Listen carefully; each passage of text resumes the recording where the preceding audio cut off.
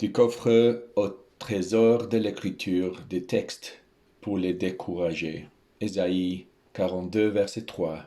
Il ne brisera point le roseau cassé, et il n'étendra point la mèche qui brûle encore. Il annoncera la justice selon la vérité.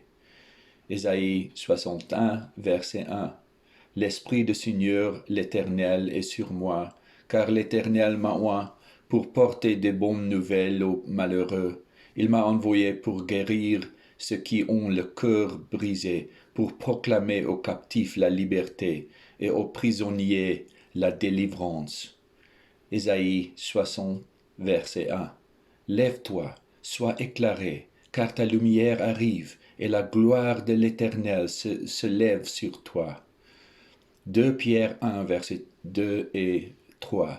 Que la grâce et la paix vous soient multipliées par la connaissance de Dieu et de Jésus notre Seigneur.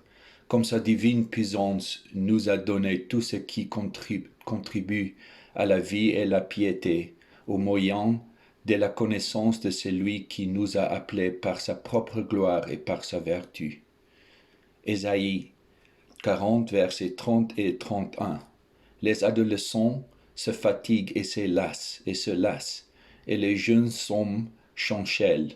Mais ceux qui se confient en l'Éternel renouvellent leur force. Ils prennent le vol comme les aigles, ils courent et ne se lassent point, ils marchent et ne se fatiguent point. Éphésiens 6, verset 10. Au reste, fortifiez-vous dans le Seigneur et par sa force toute puissante. 1 Thessaloniciens 4, versets 16 à 18. Car le Seigneur lui-même a un signal donné à la voix d'un archange et au son de la trompette de Dieu, descendra du ciel et les morts en Christ ressusciteront premièrement. Ensuite, nous les vivants qui serons restés, nous serons tous ensemble enlevés avec eux sur des nuées, à la rencontre du Seigneur dans les airs, et ainsi nous serons toujours avec le Seigneur.